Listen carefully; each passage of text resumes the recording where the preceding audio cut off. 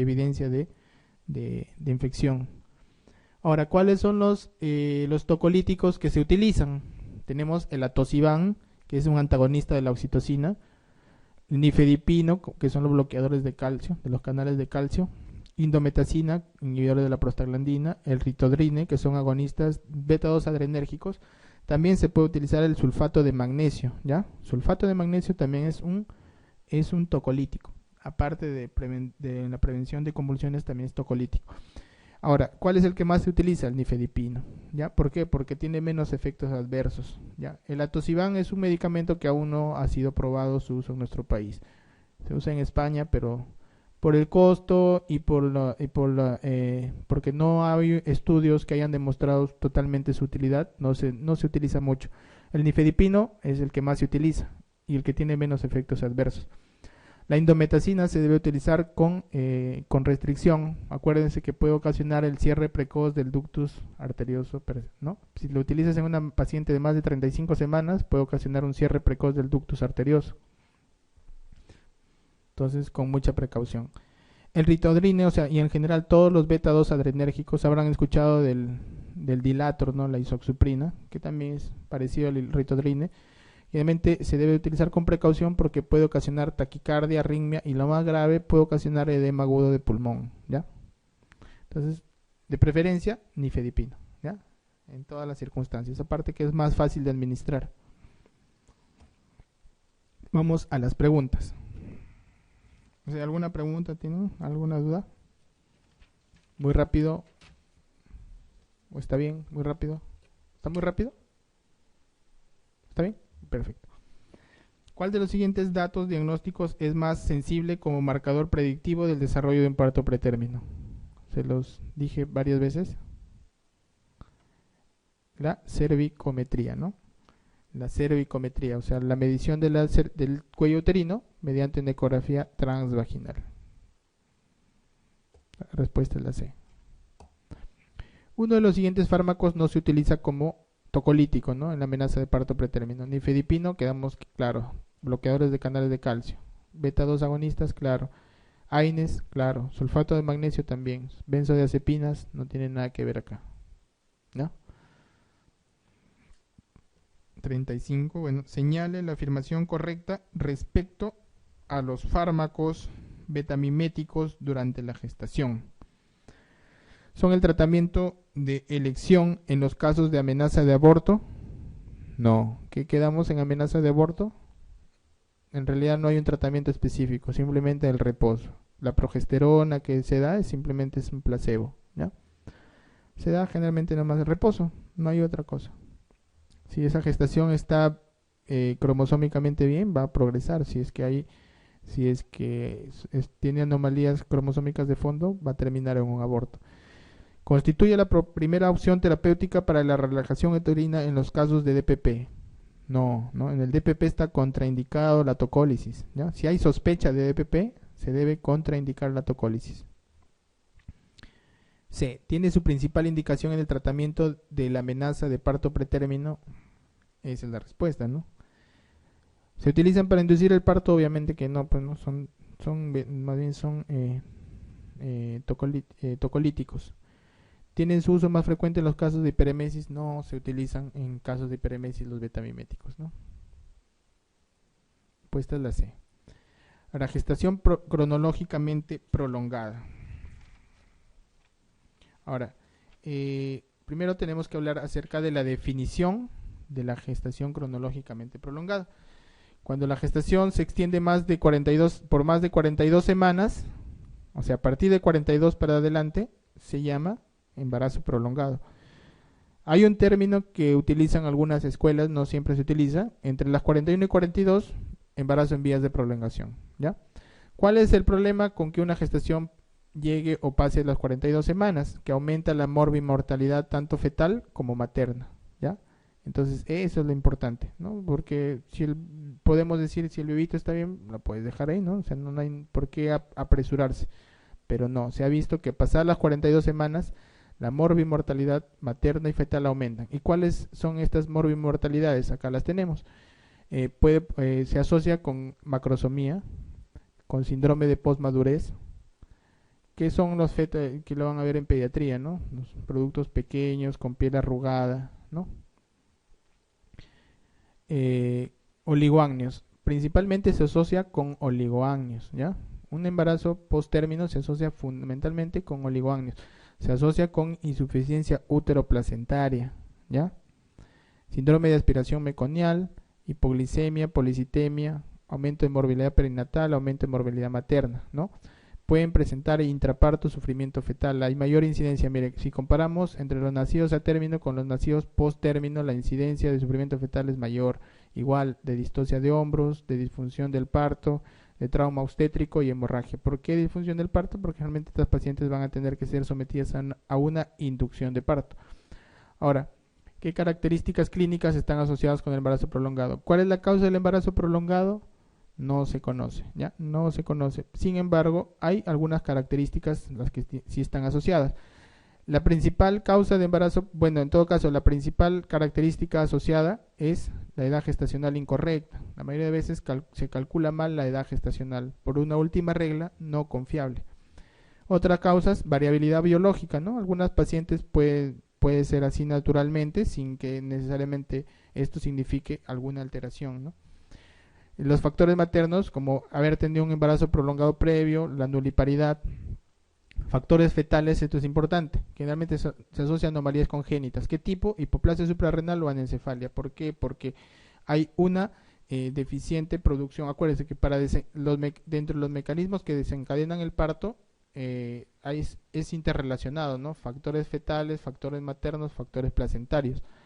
Y dentro de los factores fetales, uno de los factores importantes es la producción de la hormona corticotropina fetal. Entonces, si hay una producción inadecuada de esta hormona, puede llevar a que no se desencadene el inicio del trabajo de parto.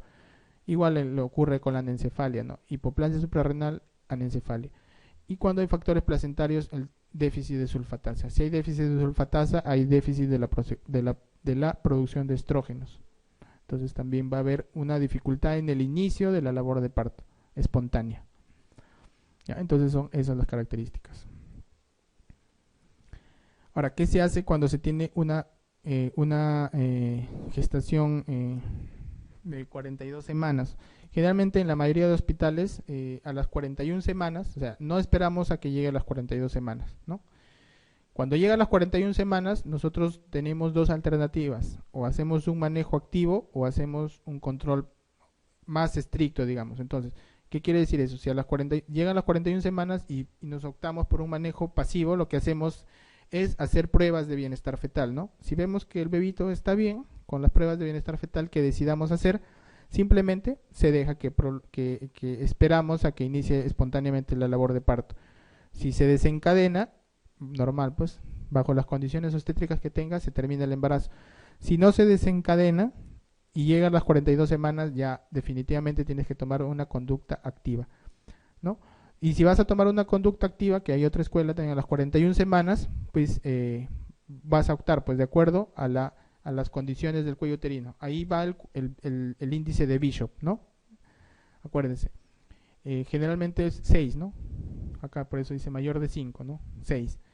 De 6 para arriba, favorable, menos de 6, desfavorable. Si es favorable, haces inducción con oxitocina. Si es desfavorable, haces maduración con prostaglandinas previo a la inducción. ¿Sí? En términos sencillos, ¿no? 41 semanas, haces pruebas de bienestar. Si está normal, esperas que llegues a las 42. Si está anormal, vas a tener que terminar el embarazo, ¿no? De acuerdo a las condiciones obstétricas. Ya decides si es cesárea o si es parto normal. Si tiene condiciones de parto normal, ves el Bishop. Si es bajo de 5, si es de 6 para arriba, con oxitocina. Si es de 6 para abajo, de 5 para abajo, con prostaglandinas. ¿No? Acuérdense que la prostaglandina es para madurar el cuello, o sea, lo que hace es ablandar el cuello uterino. Entonces, y estas son las formas que podemos valorar, digamos, el bienestar fetal, ¿no? Tenemos el recuento de movimientos fetales, la amnioscopía prácticamente no se utiliza. El test no estresante, el test estresante, que es el test estresante es la prueba de POSE o el CST o el OCT, el test con oxitocina, es lo mismo, ¿ya? le pueden venir de varias formas en el examen. Es lo mismo. O sea, es un test activo en el cual se va a simular una labor de parto utilizando oxitocina. Tanto exógena o endógena, porque también se puede hacer con estimulación de los pezones. Otra forma de valorar el bienestar fetal es mediante la ecografía Doppler, ¿no?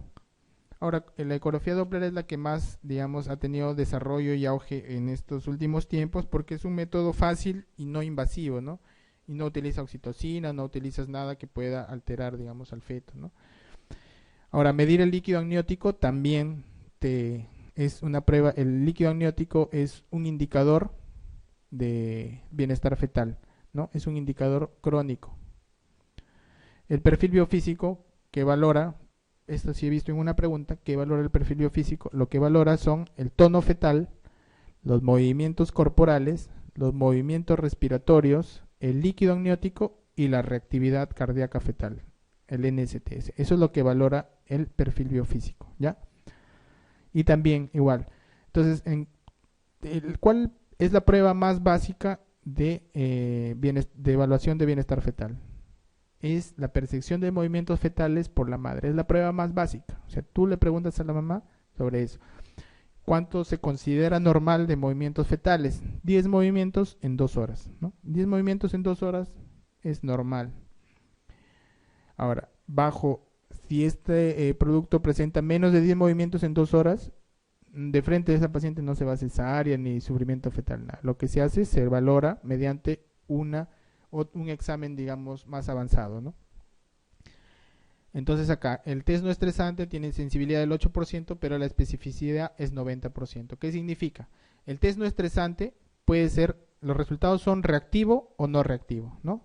Reactivo significa que está bien el bebé. No reactivo, mira, date cuenta acá, lo que tiene es alta especificidad. Significa que si el bebé sale, o sea, si el examen sale negativo, o sea, sale bien, o sea, sale reactivo, ese bebito está bien. Pero si sale positivo, o sea, sale anormal, no significa que el bebito esté mal. Simplemente significa que tienes que hacer un examen más avanzado. No sé si me entienden. O sea, el valor del NST es cuando el resultado sale reactivo. Porque te garantiza que ese bebé está bien. Date cuenta que tiene una especificidad alta, ¿no? 90%. Ese es el valor del NST. Si te sale no reactivo, no significa que el bebé esté mal, simplemente significa que tienes que hacer otro examen más avanzado para valorar a ese producto. El test estresante es un test con oxitocina, como ya lo mencionamos. Los resultados de un test estresante pueden ser varios, ¿no? Pero en realidad, para simplificar, negativo o positivo, para que lo diferencies del test estresante.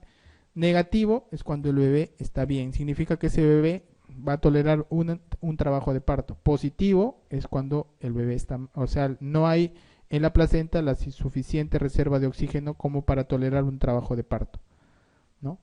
Entonces, negativo, buena reserva de oxígeno placentario. Positivo, mala reserva de oxígeno placentario. Listo.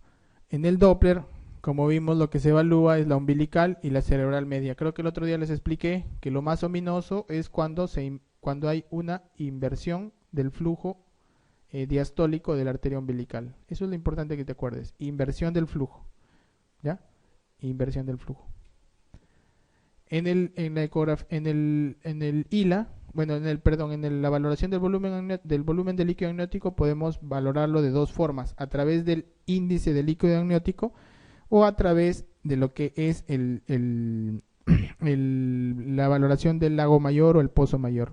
El ILA normal es de 50 a 200, en todo caso de 5 centímetros a 25 centímetros. Es lo normal del ILA, ¿ya?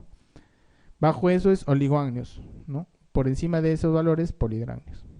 En cuanto al pozo mayor, son 2 centímetros a 8 centímetros.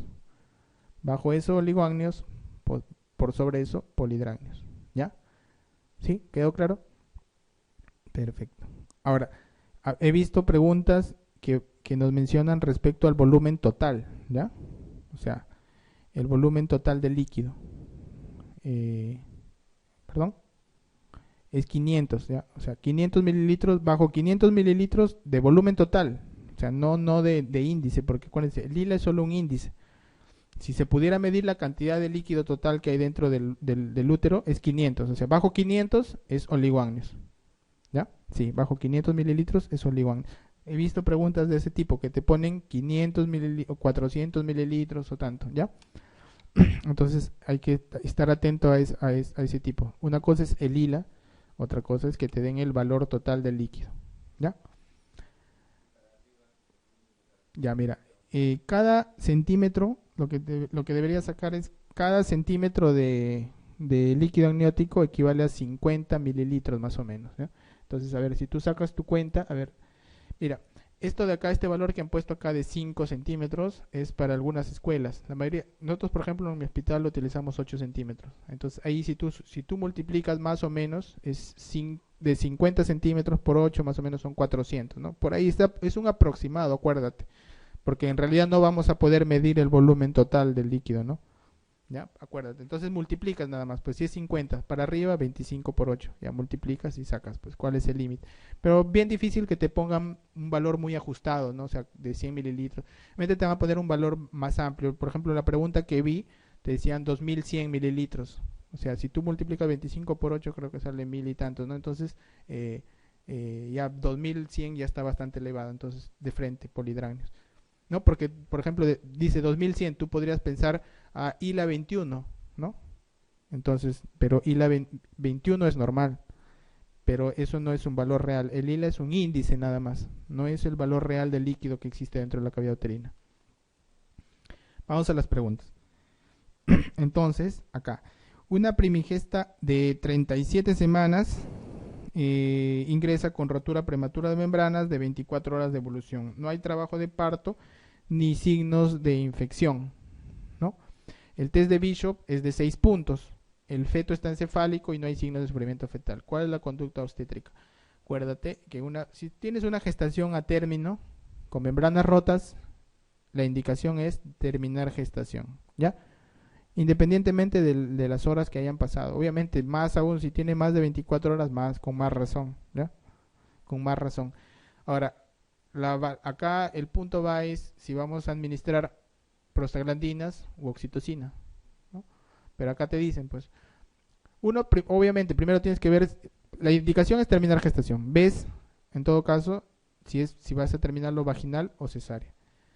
Si ves que tiene condiciones para vaginal, como en este caso que dice está encefálico, el bebito aparentemente está bien, optas por la vía vaginal, de preferencia siempre. Corioamnionitis, RPM, de preferencia vía vaginal, ¿no? Ya quedamos el otro día que se opta por la vía vaginal, que hay preguntas en corioamnionitis, preferencia vía vaginal para evitar la endometritis y para evitar la infección de herida operatoria en la presencia de abscesos residuales, ¿ya?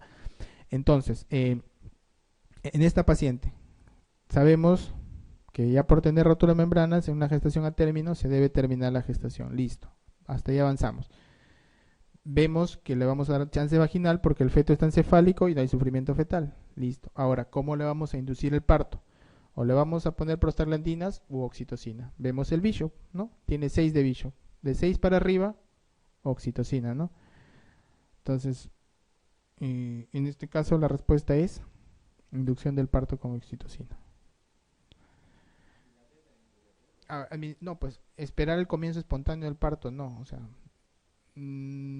acuérdate que llegas a una gestación a término, la indicación es terminar la gestación en el momento, ¿me entiendes? No esperas, pues, o sea, no tiene ningún sentido esperar.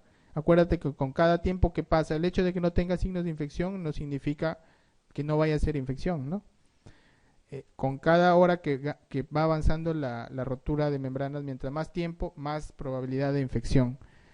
No necesariamente infección clínica, puede ser infección subclínica, ¿no? Igual, terminar gestación. ¿Acuerdan ayer la clase que hice? No sé si estaban más de 34. Ah, no, claro, ahí sí. Pretérminos, antibióticos. ¿Ya? Más de 37, como te dije, la guía del MINSA dice 6 horas, ¿no? 6 horas y inicias antibióticos. Otros guías dicen si es prolongado nomás, ¿no? Pero en todo caso acá, por ejemplo, acá lo que podrías dudar, ¿no? Puedes ir a administrar antibiótico. Por ejemplo, si te dijeran inducción del parto y antibiótico, eso sí podría ser, ¿no? Porque ya esta prácticamente es una rotura prolongada, ¿no? Pero acá dice antibiótico y esperar el comienzo de parto. O sea, no puedes esperar. Tienes que tener una actitud, una acción más agresiva, ¿no? En una rotura de membranas. Listo, la B. Gestante de 28 años en la semana 42, más 3 días de antecedente de otro parto a término, ¿no? El embarazo ha transcurrido normal, el feto está en occipito ilíaca anterior, registro reactivo y cuello favorable. ¿Cuál de las siguientes conductas es la más recomendable? Paso 1, vemos. El diagnóstico en este caso es un embarazo prolongado, ¿no? Ya tiene más de 42 semanas. Entonces, en más de 42 semanas, tú lo que tienes que hacer es terminar la gestación. Ya tienes la conducta, tienes que terminar la gestación. Vas a ver la vía, va a ser vaginal o va a ser cesárea. Es una paciente con un parto previo y con un feto que está encefálico, ¿no? Occipito ilíaco anterior indica que está encefálico y está rotado todavía, ha hecho rotación interna. Entonces, tiene todas las condiciones para dar un parto normal. Tiene un registro reactivo, o sea, le han tomado un NST, un test no estresante, y el bebito está bien, ¿no? Y el cuello uterino es favorable. Eso implica que el Bishop está por encima de 6, ¿no? Entonces, si nos vamos a las alternativas, dice esperar hasta que inicie la labor de parto, no. Manejo activo, acuérdense. Controles cada 48 horas, no. Manejo activo. Administrar corticoides, no tiene ningún sentido administrarle corticoides, pues a término, ¿no? Inducir el parto, claro, ¿no? Inducir el parto. Hacer cesárea electiva, no hay por qué hacer una cesárea, ¿no? Porque tiene condiciones para un parto vaginal. La respuesta es la D. El embarazo prolongado o post-término suele estar asociado a oligoamnios, acuérdense. Fundamentalmente se asocia a oligoamnios. Oligoamnios, distocia de hombros, síndrome de posmadurez, sufrimiento fetal intraparto, síndrome de aspiración de líquido meconial, ¿no? Esos son, entonces, oligoamnios. Ante una paciente primigesta de 35 años de edad con 42 semanas de embarazo, cervix desfavorable y oligoamnios por ecografía, la conducta a seguir es, ya, vamos, tiene 42 semanas, es un embarazo prolongado, diagnóstico. Entonces, si es embarazo prolongado, la conducta es terminar gestación. Tienes que ver la vía. Si es ahora, acá no nos indica si es cefálico, si es podálico, no nos indica nada. Entonces, no sabemos exactamente, pues, pero solo sabemos que es un cervix desfavorable. Si es un cervix desfavorable, implica que le deberíamos hacer probablemente una maduración cervical, ¿no? Pero si no hay maduración, porque la inducción no solo es con oxitocina, también es con prostaglandinas. O sea, inducir madurar es con prostaglandinas, ¿no? Solo inducir es con oxitocina. Entonces, cesárea, acá no hay una indicación absoluta para cesárea, ¿no? En ningún caso. Repetir la ecografía en 48 horas para que no vas a esperar, ya tiene 42 semanas. Parto autóxico, pero ahora, el detalle, o sea, parto autóxico acá no está claro, acá no dice inducir, nada, ¿no? Simplemente dice parto autóxico, no te dice mucho acá. Observación y monitoreo, también dijimos nada, manejo activo. Entonces, te podrías quedar entre CST inducción y parto autóxico. Ahora, el detalle cuál es, que esta paciente tiene oligoamnios, ¿ya? Cuando tú tienes una paciente con oligoamnios, lo que tienes que valorar es si este oligoamnios con 42 semanas está asociado a insuficiencia útero-placentaria, ¿ya? Si este oligoamnios, ¿y cómo descartas si este oligoamnios está asociado a insuficiencia útero-placentaria? Es con un test estresante, le haces un test estresante. Y obviamente, si es un test estresante que es con oxitocina, de paso, le vas induciendo el parto, ¿no? No sé si entienden la idea, ¿no? Es un test estresante, le haces el test estresante y de paso vas induciendo el parto, ¿no? Porque como es con oxitocina, cuenta como una inducción.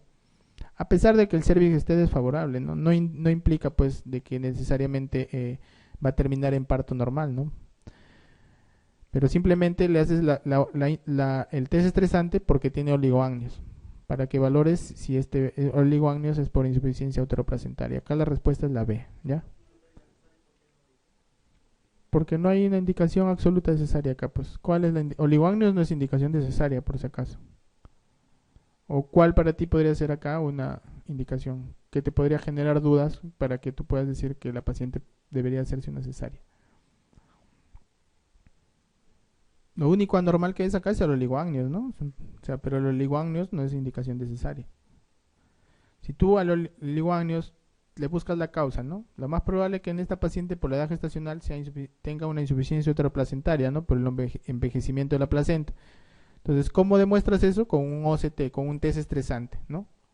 Haces que la paciente entre en contracciones y ves cómo responde esa placenta, ¿no? Si ves que ese bebito, pues, durante la realización del test estresante, presenta un test estresante positivo, que ya le dijimos que significa que esa placenta es insuficiente, entonces ahí recién le hace la cesárea, ¿no? Porque ya ves que esa placenta no va a tolerar el trabajo de parto. ¿Sí? ¿Más o menos? Perfecto. Anomalía asociada con gestación prolongada. Ya vimos, habían dos anomalías fundamentales, ¿no? Hipoplasia suprarrenal y anencefalia. Fundamentalmente porque no se va a liberar la hormona corticotropina, liberadora de la corticotropina fetal, ¿no? Entonces acá la respuesta es anencefalia.